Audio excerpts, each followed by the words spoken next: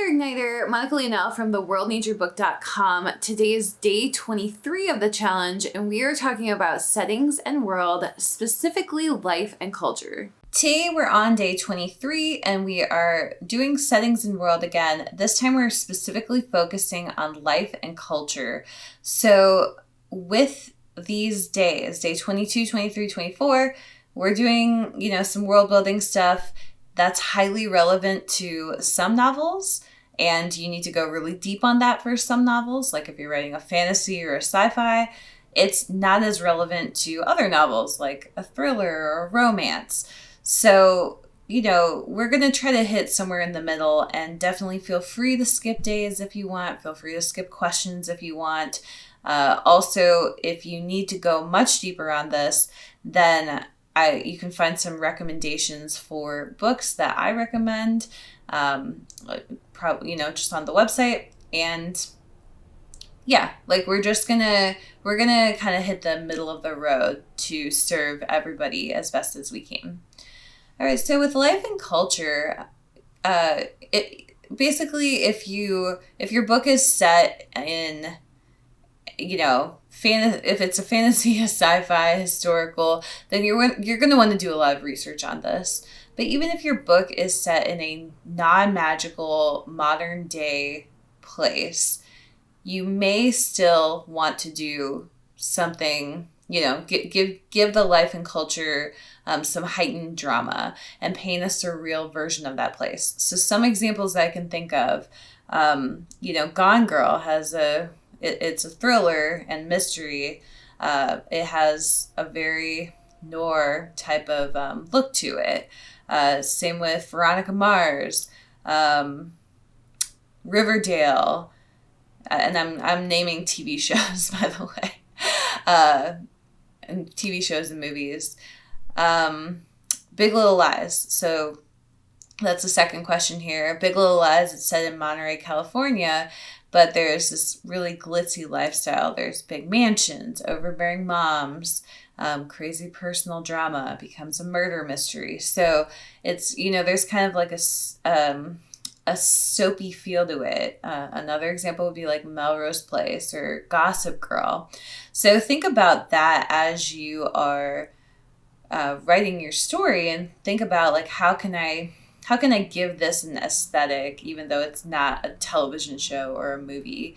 Because you may want to sell the script someday, or sell the rights to your story someday if it's very successful. So why not think of that now, and why not make it a little bit easier? Definitely seed some of that stuff as you are writing it.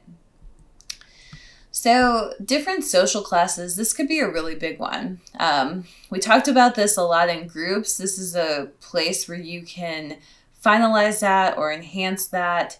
Where do your characters fit in, and what does that disparity mean for the world, for each of your characters, for the characters' personalities? What identity-based labels drive your characters? So this can be ethnicity, religion. Another one it could be is politics. These are bound to have a huge impact on your characters, so this may be important for you. It may not be. And I would say the other thing is, if it's not relevant to your story or to your theme, then don't do it. Because why do? I've never understood that with world building. It's like, why do all this work when you're not really going to use it and it's not relevant to your story? So if your story is a political drama, then you need to know all the politics of every character. But if it's not, it's okay to not know their politics, because it's probably, it's probably more of a procrastination exercise than it is building your novel. So how do these identity-based labels change? And remember, if you're talking about ethnicity, religion, politics, these are just very large groups within your novel. So you can go back to the section on groups and do a little bit more work there if you discover anything here that's important to your novel. So then the next thing is just lifestyle. What do people do for fun in your world? What do they eat, drink, home life, entertainment? And then how do they survive? What is work like? How does money work? Again, this may play into the social class. So the last thing I'll say is that the workbook format isn't a great way to explore life and culture, especially if you need to go deeper. So for me, what I do for world building is I'll do, like a Pinterest board, basically. So you can create a vision board using just images that you find online. You can also do it the old-fashioned way, get some magazines and scissors and make a poster board.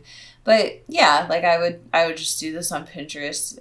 It just seems a little bit simpler. But you can kind of find images that inspire you, and then that is something, and you can create private boards on Pinterest if you want. That's something that you can use to inspire you as you're trying to describe what's going on. So, if I were doing a romance book, I would probably have light pink, light green, flowers. It would be I'd have cute little bakeries and really fun restaurants, and it would be this very cozy style for a sweet romance. I would, I'd do something else for if it were a heated romance.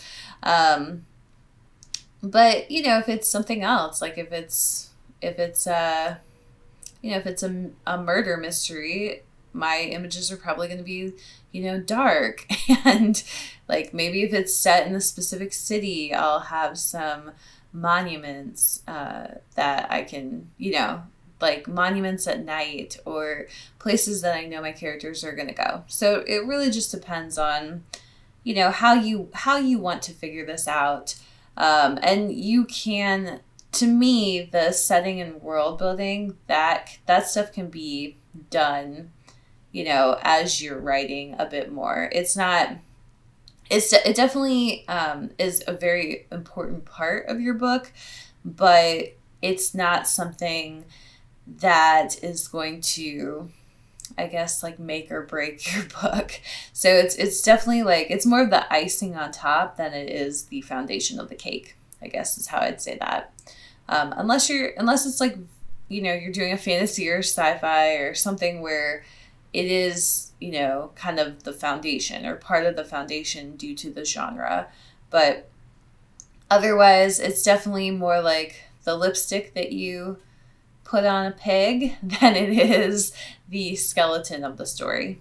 Thank you so much for watching and listening. If you have any questions about this day, then make sure you leave a question in the comment section. I'm happy to answer all of your questions. Happy to help in any way that I can.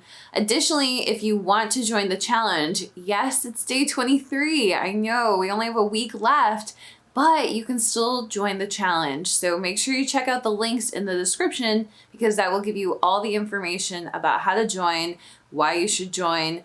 There's tons of great stuff on the other side of that sign up. So definitely feel free to sign up. Thank you so much for watching and listening. I hope that this has been helpful to you. Have a wonderful day.